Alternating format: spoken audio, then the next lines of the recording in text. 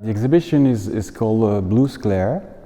So the first work, Ultramarine, it's a work that is a video work showing a spoken word performance by a poet called Kane, Gillen Kane, who was the founder of a very important group of poets called the Original Last Poets. And they became very well known because they're seen as a forefather of hip hop and rap music. So I invited him to write a new piece, a new poem, and to play with a drummer, a Belgian drummer, jazz drummer, and to perform together. It's a work that is actually using different kinds of language, music, poetry, but also installation. There's a collaboration with a designer, textile designer from Belgium called Unsettling. And Ultramarine is really dealing with a very abstract issue, we could say, which is the color blue. The color is not just something abstract, it's something that has an impact on the music, of course, with the blues tradition, and the spoken word is coming from the blues tradition. It's also connected to colonial trade because indigo was also produced in India. So it's also connected with the first globalization, you know, what we call the spice trade, and with slavery in the 17th century and even before. These are all the elements that you can find back in some objects that are in different collections in museums over there.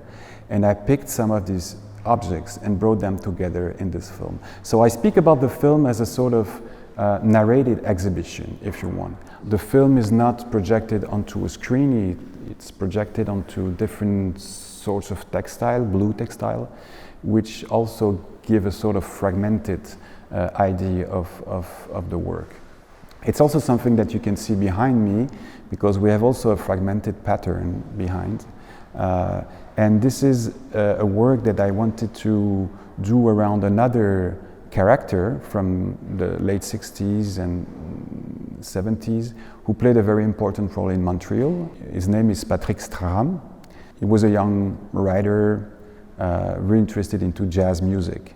He brought some ideas, revolutionary ideas, and he was so interested into music that he had also a literary project, which was how can you jazz writing, how can you jazz literature? And I created this narrative, which is there in the show.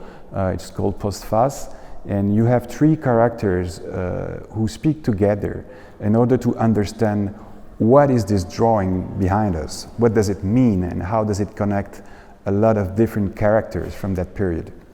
We have these frames also. This work is called Index, where you have on one side a letter and on the other side an image. And it's a sort of constellation, I would say, of ideas and characters who were instrumental in thinking both the place of art and literature into social, political thinking. How can we use art and culture in order to transform society? And the third part of the show came right after my trip to Montreal, when I found out that actually the university who invited me to show in Montreal, the Concordia University, was actually the site where the Black emancipation started in '69, right 1 year after the Congress of Black Writers. More or less the same students were really active in the support to some of them who had confronted the university with a racial problem. One of the professors would not consider black students on the same level. They would have, really bad marks. So they started to occupy a computer lab, and it turned out to be a very important occupation, probably one of the most important from that period. So what I show is a connection between what happened in Montreal and what happened in the Caribbean.